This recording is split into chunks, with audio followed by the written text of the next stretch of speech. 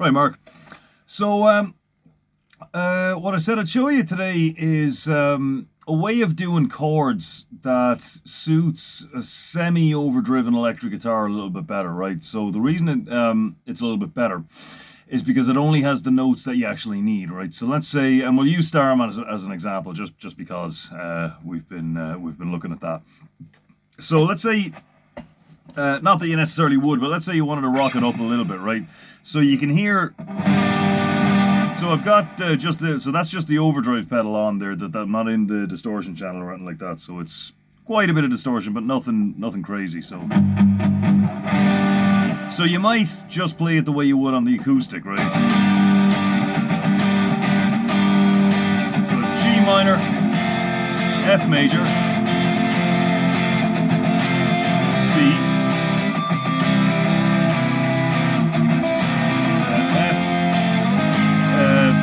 Flat, B flat, and so on, right? And so now the problem with that is with all that distortion, you've got 6 notes here, which tends to make things just a bit fluffy, you know, a bit unclear, right?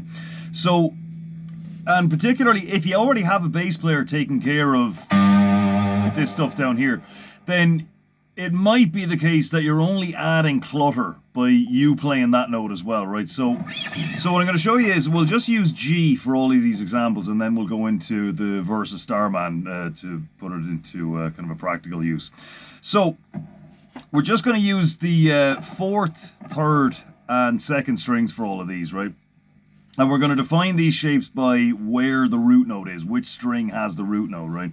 So for G minor, and we'll go with G major as well, right? So the first one is down here where the root note is on the D string. So those are the only notes that you need for a G minor chord, 1st, 3rd, and 5th, right?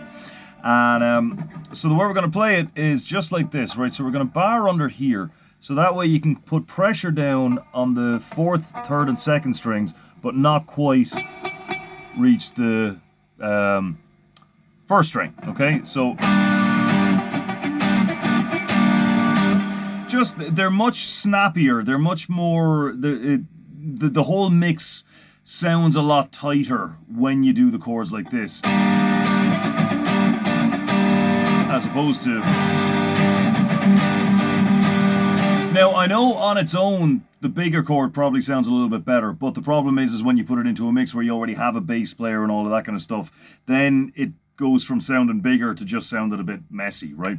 So you've got G minor, and since that's the 3rd, G minor, G major. So for G, that's root note, G note here, 5th fret on the 4th string, and then you've got 5th, 3rd, and 3rd. For major, 5th, 4th, and 3rd frets. So there's G minor, G major. Okay, so bringing it up then, let's put the root on the B string. So there's our G note there, right? So we've got, so there's our 3rd, there's our 5th, and there's the root note. So I guess you could call this 1st inversion, right? So 1st inversion just means what we've done is we've taken the root note and brought it up an octave here like that, okay? So the root note goes up here to the 8th, and now the 3rd is the 1st note that we're playing. So that's what an inversion means, right? So there's the 3rd, 5th, 1st, or 8th, and then since that's the 3rd, there's the major version of this. It's sort of like a C, right? So you've got, so for G in this case, you've got 8th fret on the D, 7th on the G, 8th on the B, and then we're just bringing that 8th up to the 9, so 9, 7, 8 for G major. Okay, so that's G minor, G major, G minor, G major. And then finally, these shapes you'll be familiar with. So you've got your A minor shape here. So this is root note on the G string, okay? So that's just basically a little A minor shape. So 12, 12, 11, for minor, and then 12, 12, 12 for major. So one more time, root note on the D string, minor, major, root note on the B string, minor, major. Now generally with the major you wouldn't play it like this. I'm just kind of, it's an easy way to go from minor straight to major, so generally it'll be more like that. Okay, and then finally minor and major. Okay, so we want to play Starman with this, so I'll show you two different ways you can do this because it's very mobile as well. Let's say you're down here and you'd like the those high notes to pop out a little bit more. You could take a different version of the same progression and move it up the fretboard. Have exactly the same chords, just at a higher register. So I'll show you how you would do that.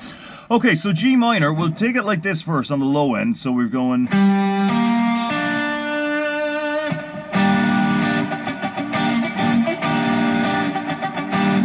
And then we'll take, let's say our F, we'll use the one where the root note is on this. So that's root note D string. And then we're going to take root note on the B string, so that kind of C major shaped one here. There's C, root note on the G string. And then we're back to the F again. Then right here we've got our A flat major, B flat major, and there it is. Okay, so let's take it up a bit higher then. So one more time, you've got G major, F major, C major. These are all D string, G string, B string. Then back to the F, B flat major, sorry, A flat major, B flat major, G minor. Okay, so let's say we took it up here then.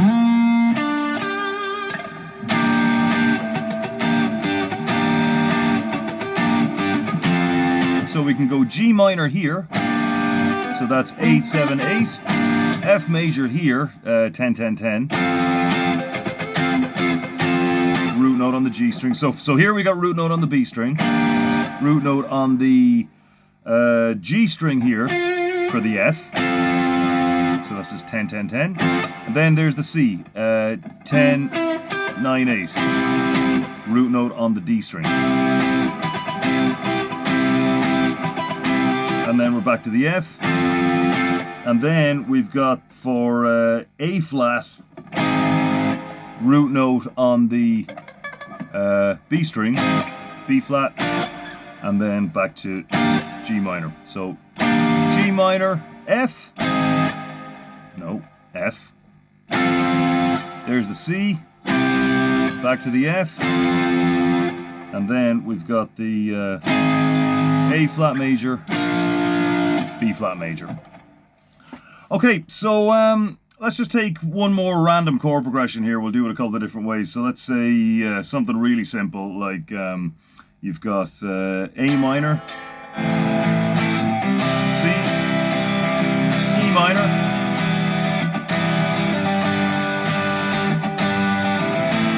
okay, so let's take it up the fretboard a little bit, make it pop a bit more. So instead of this, A minor.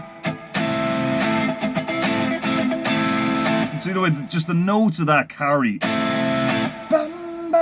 makes it a bit more melodic. So we've got A minor, C, and if you select which voicing of the chord you want to do correctly, you shouldn't have to move around the fretboard that much either, right? So there's A minor, there's C, there's E minor, and then there's the G. So right, so instead of, you've just got this much tighter. Whoops.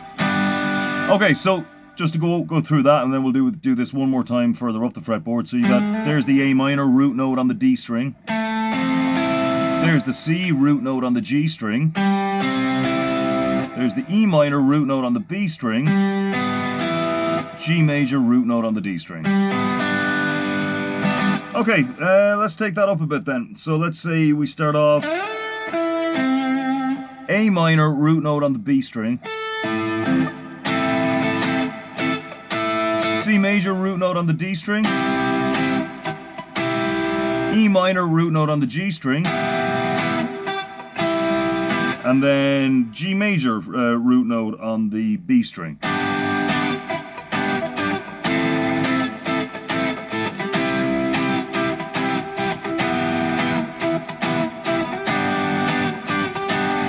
So, if you're playing chords with any distortion, that's usually a much tighter way of doing it. And as I showed you as well, you've got options, right? You don't have to be stuck down here. You can, there's always the next one up, right? So like let's just take a minor one more time, right? So we're going G minor again.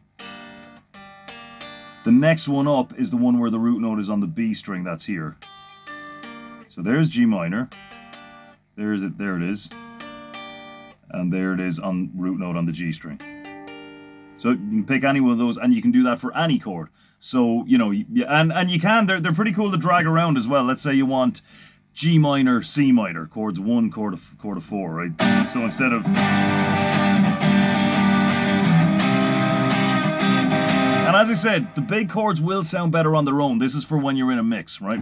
So you could, if you wanted, you could either go G minor,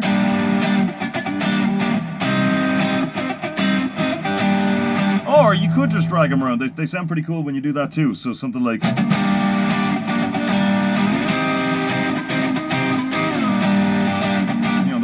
because they're small on the fretboard, they're very mobile. So see if you can just take some chord progressions and see if you can do them that way. So one more time, we'll do it for A this time. A minor, root note on the D string, A major. Root note on the B string, A minor, A major. And then finally root note on the G string, A minor, A major. Okay, so see how you get on with that. I'll see you next time.